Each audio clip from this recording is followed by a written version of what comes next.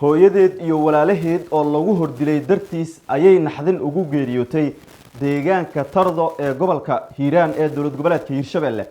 Soo dhawaada saaxiibayaal, xogta dhacdadan ayaan doonayaa in halkan idin kula wadaago. haddii uu muuqaalkeedii soo gaarana si share gareeyo oo saaxiibadana la sii wadaaga qaybta hoose ee faaladan ugu duceeya gabadhan naxdinta u geeriyootay ee deegaankaasi Tardo ku geeriyootay. waxaan ahay Cumar Guux. soo dhawaada saaxiibayaal. wararka ka imaanaya deegaanka Tardo ee gobolka Hiiraan ee dawlad goboleedka Hiirshabelle waxa ay sheegayaan in halkaas habeenay markaasi kamid ah dadka deegaanka ay naxdin darteed ugu geeriyootay deegaankaasi. dhacdadan waxa ay dhacday daqiiqado ka hor, laakiin waxa ka horeysay dhacdo kale oo uur ku taalo ah oo xanuun badan. habeennimadii xalay salaadii cishe waxa halkaasi lagu dilay deegaanka laba wiil oo dhalinyaro ah iyo sidoo kale hooyadood oo ku sugnaa gudaha guri ku yaala deegaankaasi Tardo ee gobolka Hiiraan ee Hiirshabelle. waxaana sidoo kale dilkaasi geystay maleeshiyaad hubeysan. waxaa la sheegay qaar kamid ah dhalinyarada ama mid kamid ah inuu salaad ku jiray oo cishe, halka kuwa kalena ay casheynayeen. waxaana ugu dambeyn maleeshiyaadkaas ay ku weerareen gurigooda, halkaas ayayna tacshirad ku hubiyeen. waa ay geeriyoodeen labada wiil. dhaawac ayaa soo gaaray maamada halkaas ku sugneed. ugu dambeynna waxaa la sheegay in ay geeriyootay. waxaana sidoo kale la sheegayaa in saacado ka hor ama daqiiqado ka hor ay geeriyootay gabar kamid ahayd gabdhaha halkaasi.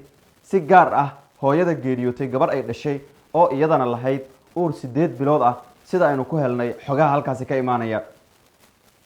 allah u naxariisto gabadha oo aan magaceeda la sheegin ayaa la dhigay xarun caafimaad oo ku taala gudaha deegaankaas kadib markii la dilay walaalaheed iyo hooyadeed oo maleeshiyaadkii dilayna ay goobta isaga baxsadeen.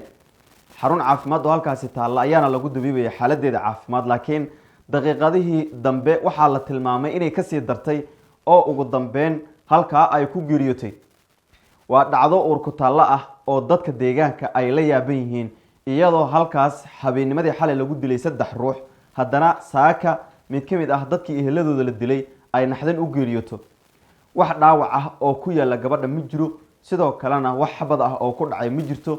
waxaase la tilmaamay jirdil loo geystay. waxaase la tilmaamay in naxdin darteed loo dhigay xarun caafimaad oo ay shoogii ka qaaday ama naxdintii ka qaaday ugu dambeyn ay u geeriyootay.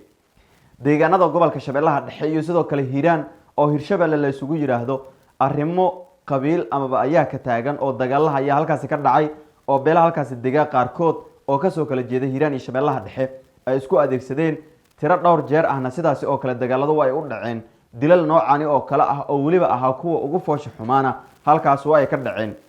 hadda waxaa soo badanaya dhalinyarada haldoorka in guryahooda inta loogu tago la dilo kadibna goobta la isaga baxsado, iyadoo aanay jirin howlgal ciidan oo lagu soo qabto ragga falalkaasi dilalka geysta ee Hiirshabelle deegaanada ka tirsan inta badan ay ka dhacaan.